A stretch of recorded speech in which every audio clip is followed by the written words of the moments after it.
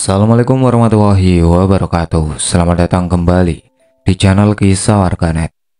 Di kesempatan kali ini saya akan melanjutkan cerita yang berjudul Tumbal Darah Perawan. Seperti apa kelanjutan ceritanya? Tanpa banyak basa-basi lagi, mari kita masuk ke ceritanya.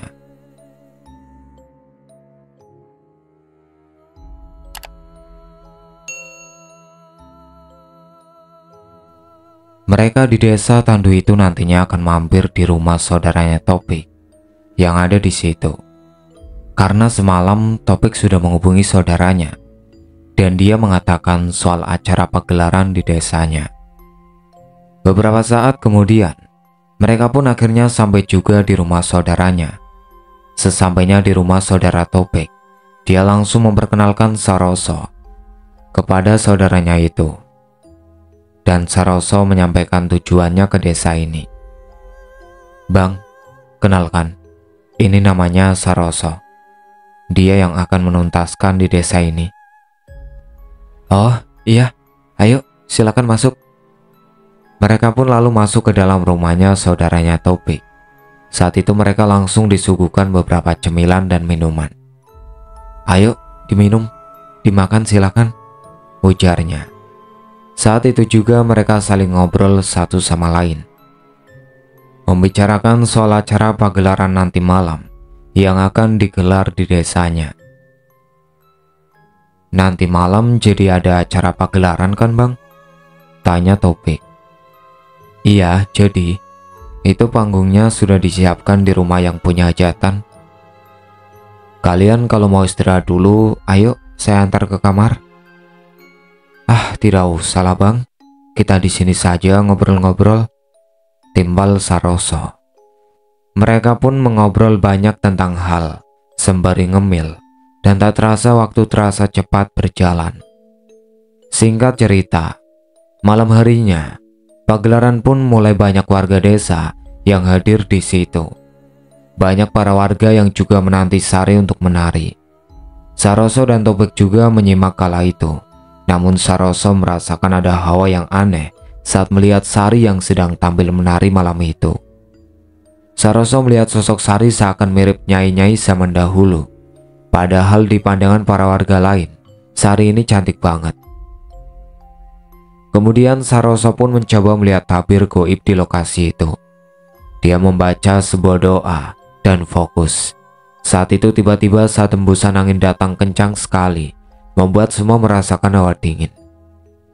Namun para warga tidak mengetahui soal angin itu. Mereka mengira hanya angin lewat biasa. Sesaat kemudian tiba-tiba dirinya terkejut saat mendapati sosok-sosok wanita dengan wajah pucat dan berbaju lusuh berada di sekitar Sari. Wajah sosok-sosok itu tampak sedih dan menderita. Dan di antara sosok-sosok itu, Saroso ini menemukan sosok yang mirip dengan si korban kemarin yang baru dikubur. Dan akhirnya dia pun yakin bahwa Sarilah pelaku di balik tragedi hilangnya wanita-wanita yang masih gadis di desa lain. Akhirnya Saroso berbisik, menjelaskan kepada Topik bahwa apa yang dicarinya telah ditemukan, dan Saroso akan menghentikan aksi Jahanam Sari. "Saya sudah menemukan orang yang selama ini saya cari, dan yang membuat gadis itu tewas." "Siapa mas?" "Itu dia, penari yang sedang tampil. Kau tahu siapa namanya?" "Oh, itu Mbak Sari mas namanya."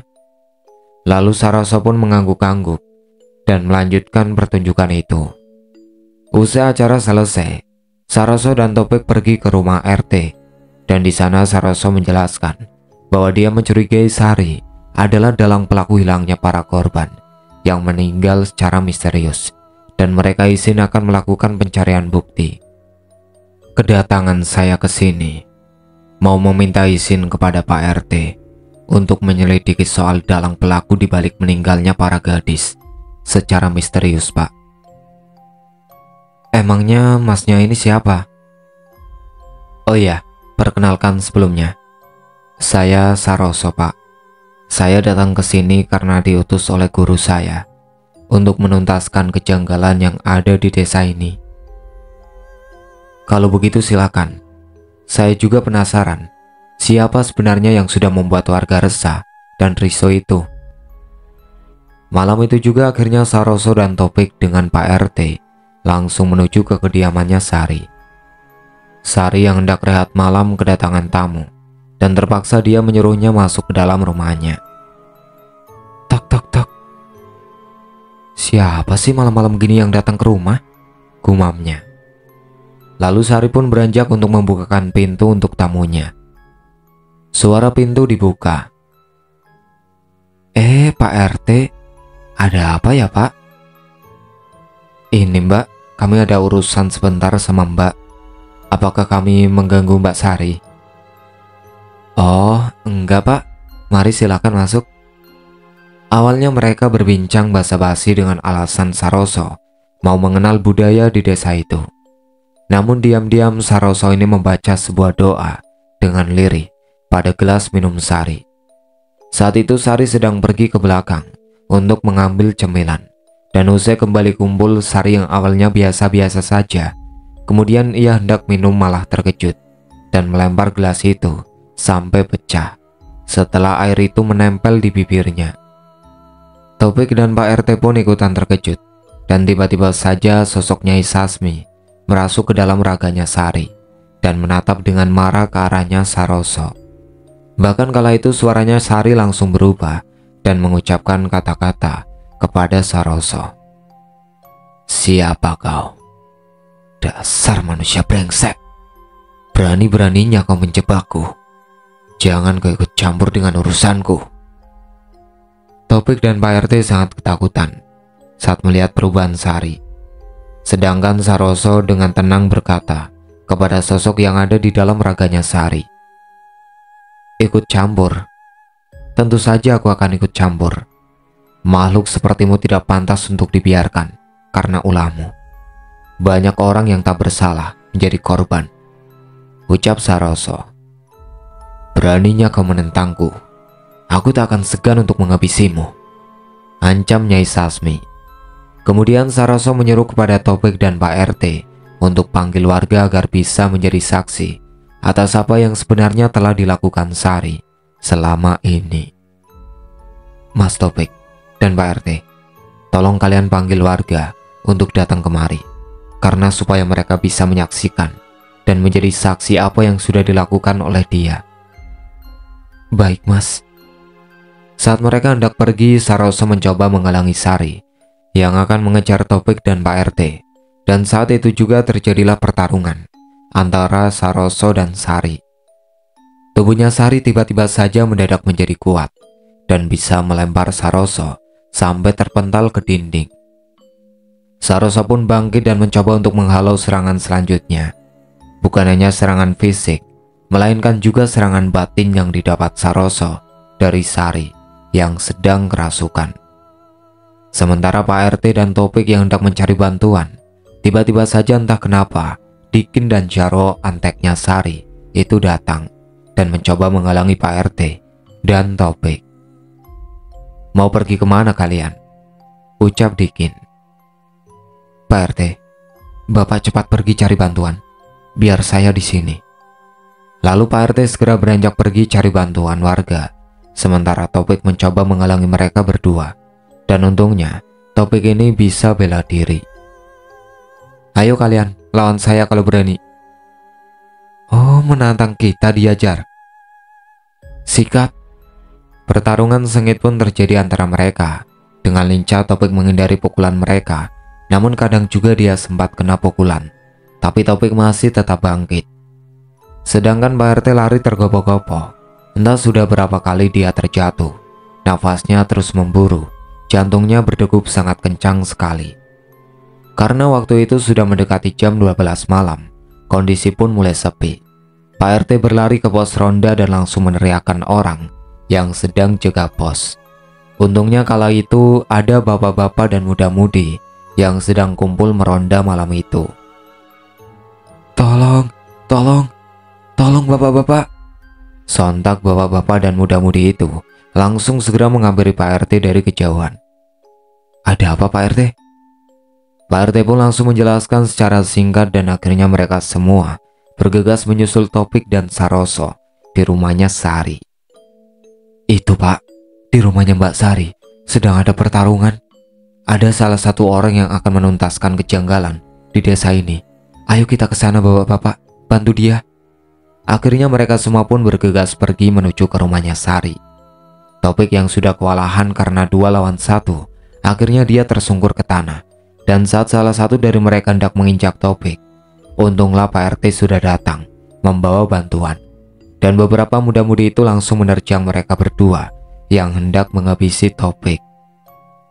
Akhirnya mereka pun berhasil ditaklukkan dan diikat tangannya.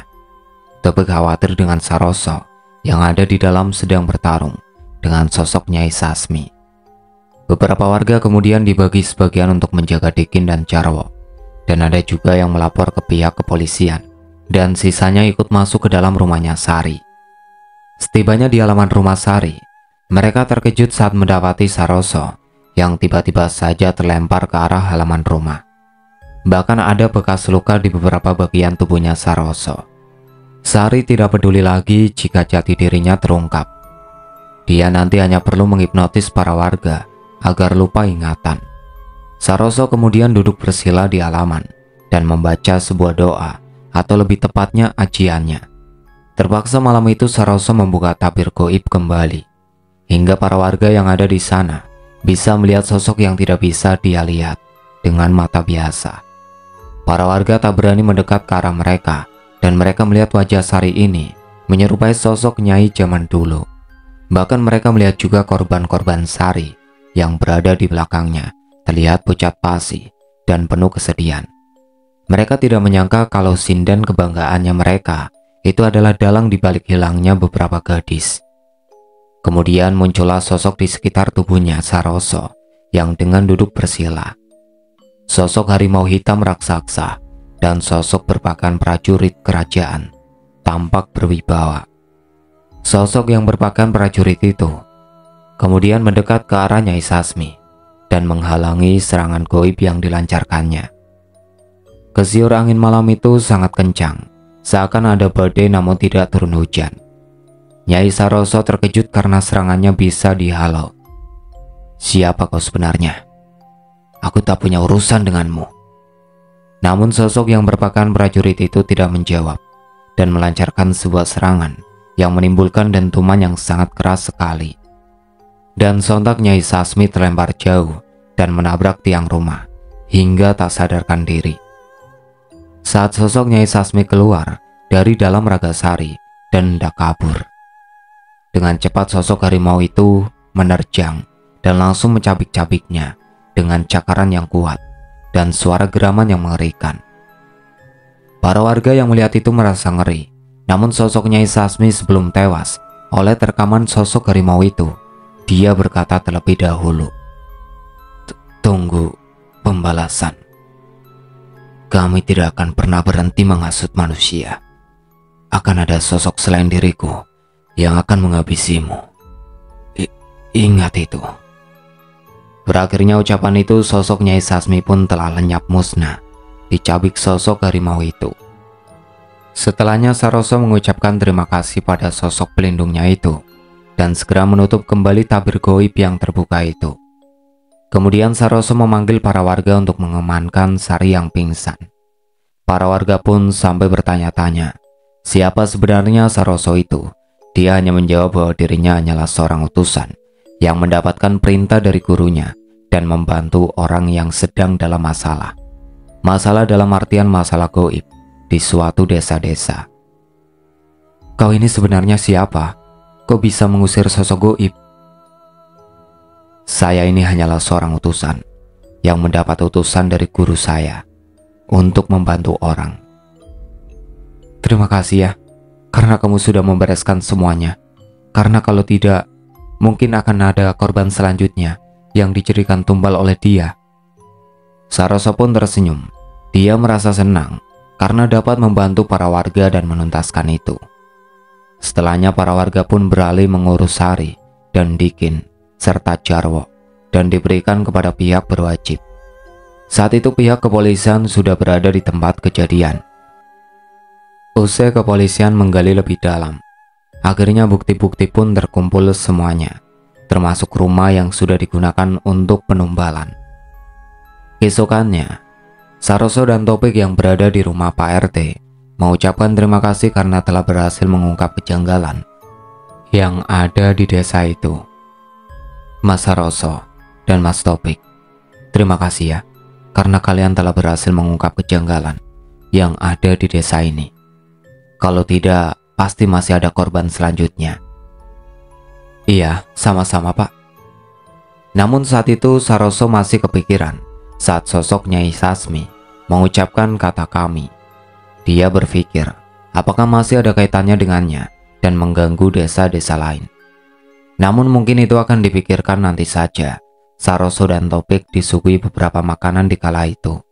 Dan setelah dirasa cukup, Saroso pun berpamitan saat itu juga untuk kembali melanjutkan perjalanan, karena dia masih ada urusan di desa yang lain yang juga harus dituntaskan. Para warga pun mengucapkan banyak terima kasih kepada Saroso dan Topik. Nanti akan mengabarkan ke desa yang lain soal musnahnya teror yang meresahkan selama ini. Topik pun mengantarkan Saroso ke terminal bus dan mereka pun berpisah di sana. Topik juga bersyukur karena bisa menjamu tamu seperti Saroso. Dan Saroso pun akhirnya berangkat menuju ke lokasi lain yang entah ada apa di sana. Sementara kini Sari dan kedua orang suruhannya itu, yaitu Dikin dan Jarwo, mereka mendekam di penjara.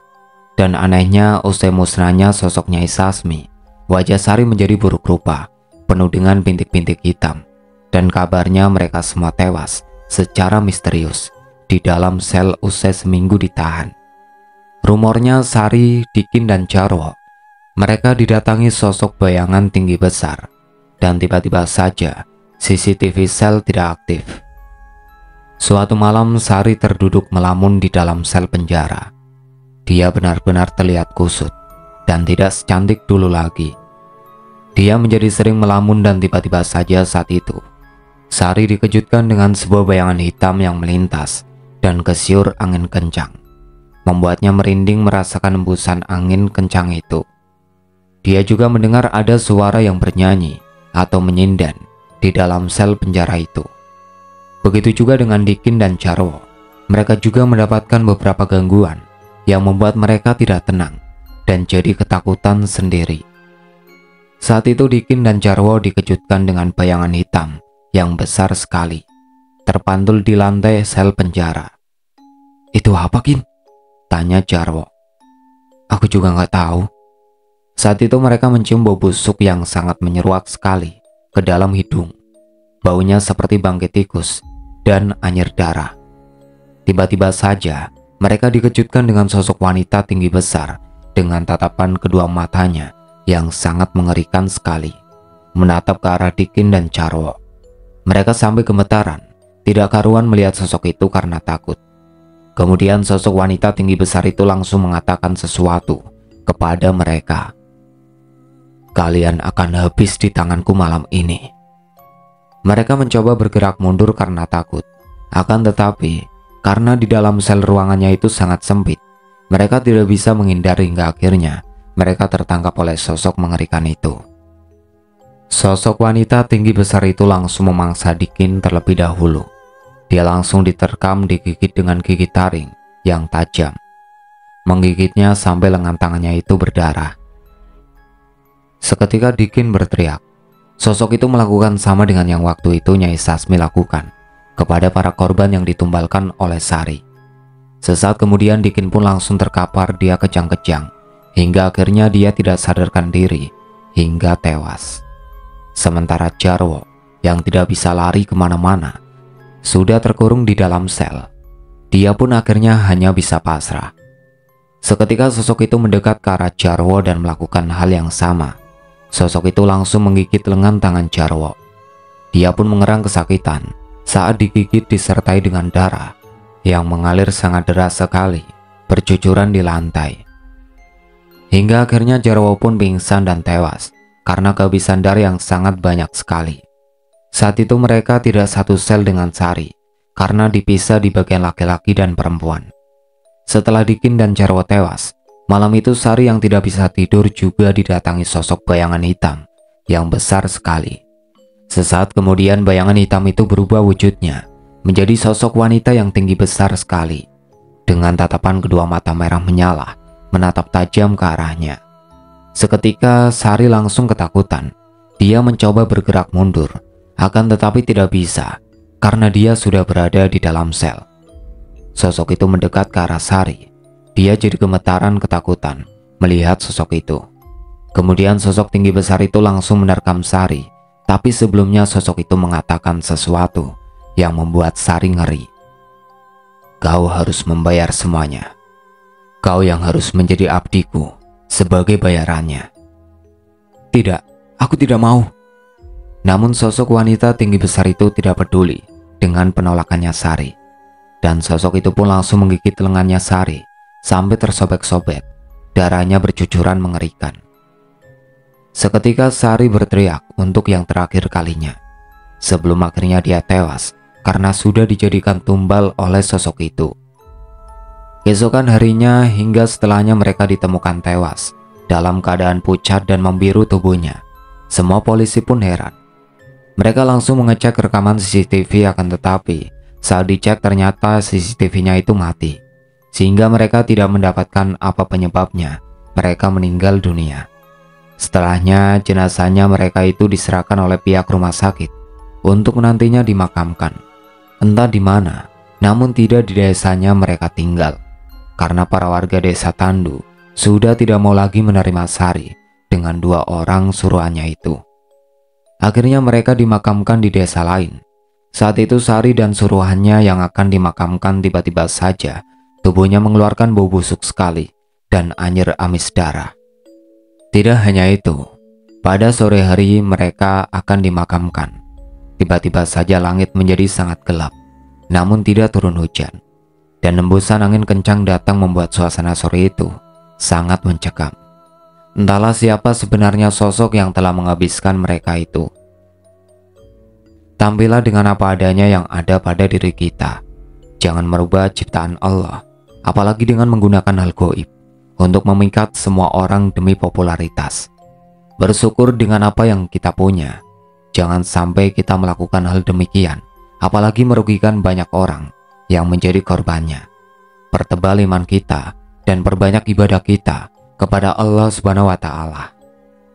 Itulah akhir cerita yang berjudul Tumbal Darah Perawan. Sekian dari saya. Wassalamualaikum warahmatullahi wabarakatuh.